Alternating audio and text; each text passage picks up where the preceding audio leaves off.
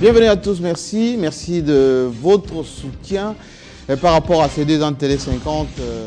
Télé 50 se repartir pour 1 an supplémentaire pour vous permettre d'apprécier encore l'actualité de la RDC, dominée cette semaine d'abord par ce Parlement qui part en congé sans avoir donné le porte-parole de l'opposition. Alors à qui la faute? Pourquoi l'opposition ne s'est pas retrouvée pour se choisir un porte-parole? Alors les uns les autres se jettent la faute, on va le déterminer tout à l'heure, qui a la faute, qui a raison. Et puis, deuxième sujet qu'on va aborder tout à l'heure, c'est la force neutre à l'Est. Alors que nous avons déjà au Congo la MONUSCO, est-ce que ça sera MONUSCO bis et ça sera une force qui va pouvoir préparer la balkanisation de la RDC? Il faut être méfiant par rapport à cette force. Est-ce que c'est une façon de poursuivre aussi ces forces négatives à l'Est qui se cachent derrière cette nouvelle proposition? On va essayer d'en parler tout à l'heure avec le parterre des journalistes que vous appréciez particulièrement. Mais d'abord, Marc Moukeba, l'incontournable, l'homme qui tire souvent d'ailleurs. Mais bon, on va l'arrêter aujourd'hui parce qu'il ne va pas tirer sur tout le monde. L'éditeur du journal Congo News. Et le rectificateur de la classe politique congolaise, Daniel Safou, de Point Saillant Plus, l'indéboulonnable de l'émission, qui est toujours là. Et puis Harold Vadibanga va nous retrouver tout à l'heure parce qu'il est déjà dans le mur. Et enfin, pour sa première participation dans cette émission, c'est Patrick Chamala, qui est le rédacteur en chef d'une des télévisions ici à Kinshasa qu'on appelle Télé 7. C'est l'un des meilleurs présentateurs, il faut le dire, des infos ou du journal télévisé en RDC. Bienvenue, monsieur. Alors, première question, enfin, on va commencer par l'homme qui tire, Mike Moukebaï. Il semble que vous avez raison, vous l'avez évoqué dans cette émission, qu'il faut que Obemina Kwekeng Wadondo convoque cette plénière de l'opposition pour qu'ils choisissent l'opposition, leur porte-parole. Mais enfin, quand on regarde le sein de l'opposition, pas encore prêt, parce que quand Jean-Claude Mvumba dit pas pour le moment, pas trop de précipitation, Kamere dit non, il faut y aller. On a même parlé des coups d'État ratés au Parlement. Alors, qui a faute, qui a raison dans cette affaire? Non, il y a beaucoup trop de rumeurs, beaucoup trop de bruit autour de cette question. Oui. J'ai même suivi cette affaire où on parle des putsch manqués. Oui, avec les SMS qui a circulé. Je ne veux pas entrer en contradiction avec mes confrères ici. Je suis sur ce plateau pour analyser l'actualité sur la politique, la vie politique de la RDC. Les SMS, on connaît l'expéditeur de ces textos, c'est bien l'honorable Louméa qui a envoyé ces textos. Louméa, l'un des membres de l'opposition. Pour dire que mobilisez-vous demain. Il l'a envoyé mardi dans la soirée pour dire retrouvons-nous demain mercredi pour le vote du porte-parole de l'opposition. Et c'est pas Kamere qui a envoyé le SMS. Ce n'est pas du tout Kamere. Je crois que tous les députés l'ont reçu. Je suis étonné que la presse ait fait allusion à Kamere. Je ne sais pas pourquoi. Il fallait bien mobiliser l'opposition très vite parce qu'on était à la veille. L'opposition a tenté, si je peux dire, entre guillemets, un coup de force, un pressing sur les présidents de l'Assemblée nationale pour convoquer la... Alors pourquoi Louméa était plus pressé? Pourquoi il a voulu que tout le monde se retrouve? Alors que Jean-Claude Mvumba dit on n'a pas encore terminé avec le règlement d'ordre intérieur, le président des groupes ne sont pas retrouvés et c'est un peu marginal cette façon de faire. Non, je crois que les uns et les autres défendent leur position, c'est tout à fait légitime, mais nous devons tous nous en référer à la loi. La loi ne parle nullement de l'adoption d'un quelconque règlement intérieur avant le vote du porte-parole. La loi qui porte statut de l'opposition dit que le porte-parole est voté par les sénateurs et députés de l'opposition convoqués en plénière en présence de présidents de bureaux, de 2 chambres, qui jouent en ce moment-là le rôle des facilitateurs. Donc il n'y a aucun préalable si on s'en tient à la loi. Donc le groupe des Mvumba ont tort. Ce n'est pas que le groupe de Mvumba a tort, mais celui qui a le plus tort, c'est Obemina Kwekeng de n'avoir pas convoqué ces plénières de l'opposition, d'avoir multiplié des prétextes demandant une fois le projet de règlement intérieur aux opposants et en même temps prétextant que du côté du Sénat, on n'en avait pas fini avec les amendements. De toutes les façons, la loi est claire. On ne parle pas des règlements intérieurs quelque part, surtout pas comme un préalable. On convoque la plénière de l'opposition, députés et sénateurs de l'opposition en présence de facilitateurs. S'ils n'arrivent pas à désigner le porte-parole de l'opposition par consensus, ils passent au vote. C'est vraiment bien clair là-dessus.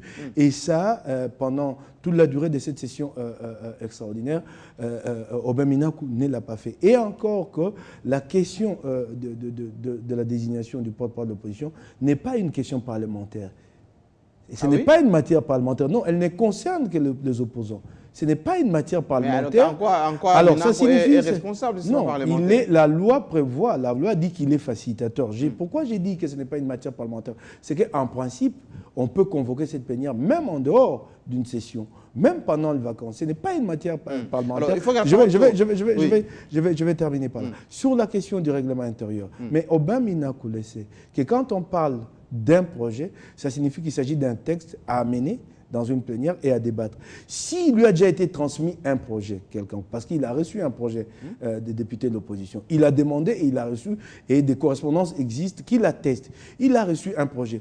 Pourquoi attend-il que les sénateurs terminent d'apporter des amendements au niveau du projet qui est au Sénat? Le bureau de Minakou dit qu'on ne pouvait pas faire des choses incomplètes. Non, mais c'est ce que j'ai dit. Mais il y a un projet qui est reçu, qui est réceptionné par le président de l'Assemblée. Il convoque la plénière. Je commence par dire que ce n'est pas un préalable, mais parlons de cette question de règlement intérieur. Lui, en tant que président de l'Assemblée, on lui envoie un projet. Mais ça suffit pour convoquer les députés de l'opposition pour débattre de ces projets, quitte à ce que ceux qui ont des amendements les fassent. Lui, quand il est à l'Assemblée nationale et qu'il lui arrive d'avoir 2 projets sur un même sujet, qu'est-ce qu'il fait?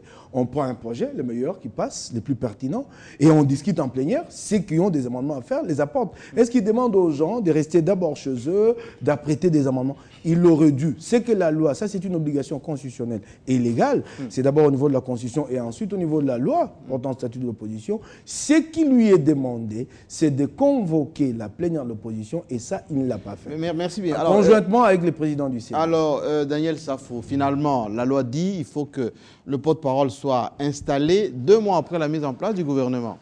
On est quasiment au-delà du délai. Est-ce que les opposants ne sont pas légalistes? Apparemment, ils n'aiment pas la loi, ils n'aiment pas la Constitution.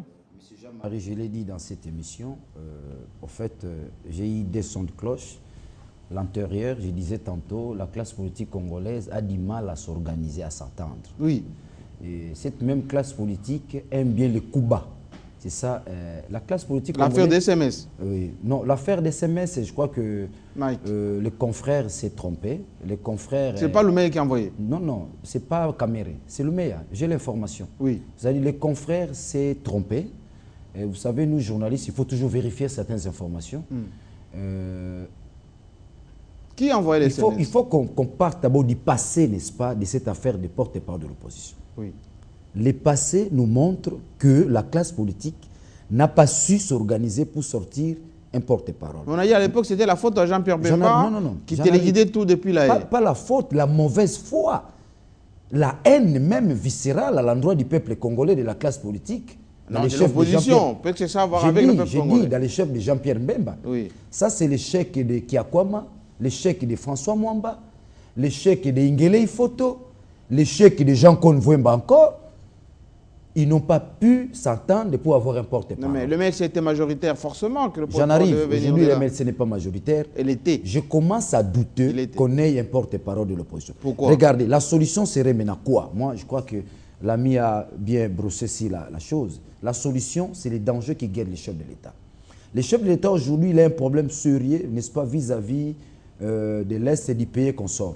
Il lui faut un tonus, n'est-ce pas? Il faut une adhésion de la population. Cette adhésion proviendra d'où? Il doit harmoniser l'opposition.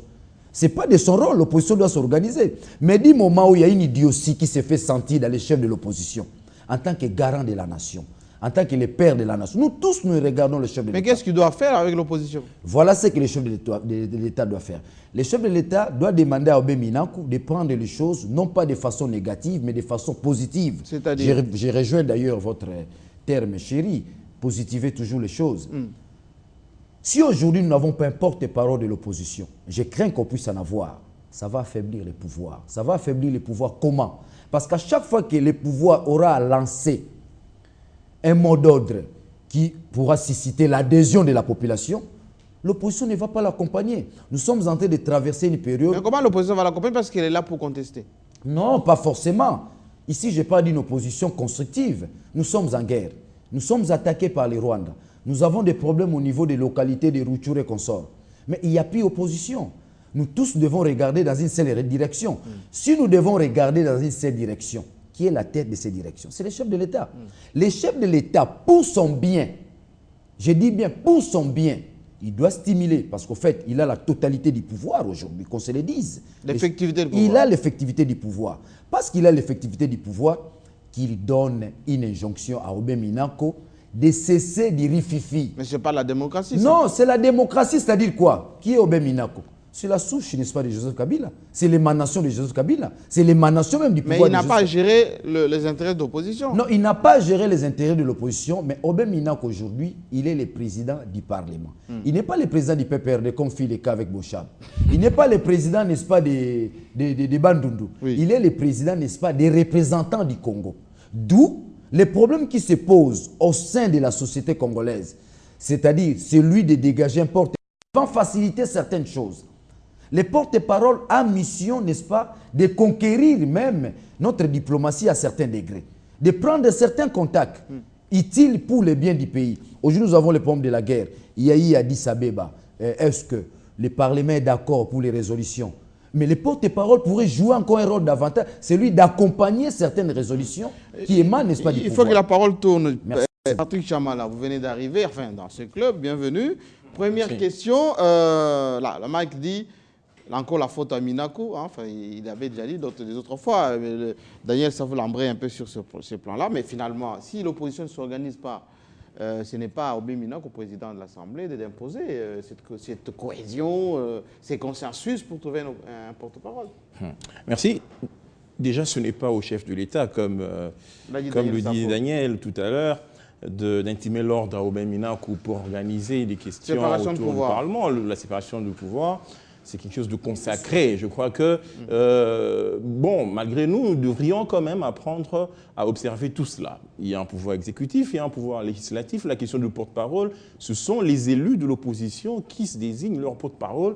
Et peut-être que là, je vais rejoindre un peu Mike, qui, non pas en donnant la faute à Minaku, mais en pensant tout simplement que Aubin Minaku, si seulement il avait jeté un regard par le passé, il se serait rendu compte que cette fois-ci au moins, on avait un peu évolué sur cette question du porte-parole de l'opposition. En 2006, de quelle manière, je m'explique, en 2006, l'impression qu'on avait, c'était que c'était une affaire bloquée. Bloquée parce que Jean-Pierre Bemba est à la haie, c'est un prisonnier, et c'était le candidat naturel à ce poste-là. Aussi longtemps qu'il n'est pas là, il n'y a personne. Et donc, on n'avance pas. On ne faisait même pas le débat autour du règlement, comme c'est le cas aujourd'hui.